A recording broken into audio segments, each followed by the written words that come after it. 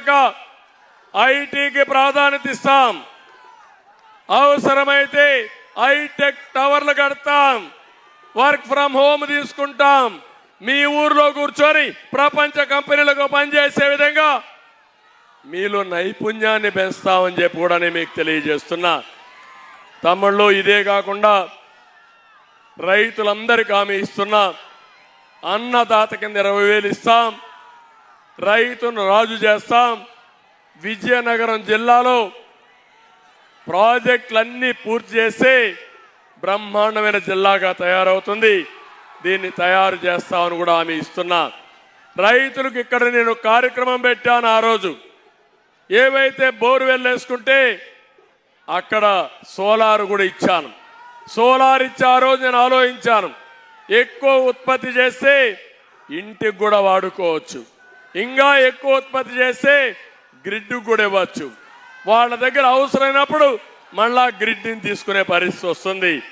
నేను ఒకటే మీకు హామీ ఇస్తున్నాను, మేము ఒక నాయకత్వాన్ని ఇస్తాం, సమర్థవంతంగా పనిచేస్తాం, నీతివంతమైన పాలన ఇస్తాం. ఈ పేదవాళ్ళ కోసం నిరంతరం పనిచేసి మీ కష్టాలు తీరుస్తామని చెప్పి మీ అందరికీ హామీ ఇస్తున్నా. కరెంటు ఛార్జీలు పెరగవు. అవసరమైతే నాణ్యమైన కరెంట్ ఇచ్చాం. మళ్ళీ హామీ ఇస్తున్నా. ఏం తమ్ముళ్ళు, కరెంట్ వస్తా ఉందా ఈ రోజుల్లో అని అడుగుతున్నా. కరెంట్ వస్తా ఉంది. కరెంటు కోతలు ఉన్నాయా లేదా అని మిమ్మల్ని అడుగుతున్నా. ఒకప్పుడు ఉన్నాయా అని మిమ్మల్ని అడుగుతున్నా. ఇవన్నీ కూడా చాలా సమస్యలు ఉన్నాయి. అన్నీ కూడా సరిదిద్దాలి. రాష్ట్రం తిరోగమనం వైపు వెళ్తా ఉంది. మళ్ళీ రాష్ట్రాన్ని బాగు చేసే బాధ్యత మేము తీసుకుంటామని చెప్పి కూడా నేను మీకు తెలియజేస్తున్నా.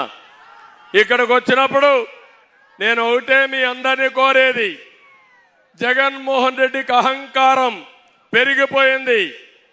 మామూలు అహంకారం కాదు, ఒళ్ళంతా కొవ్వెక్కింది.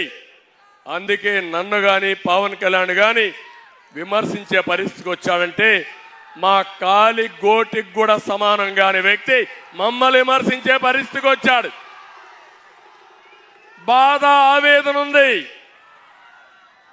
మా ఇంట్లో ఆడవాళ్ళని, పవన్ కళ్యాణ్ గారి ఇంట్లో ఆడవాళ్ళని బజారుకి ఇచ్చే బజారు రౌడీలు వీళ్ళు.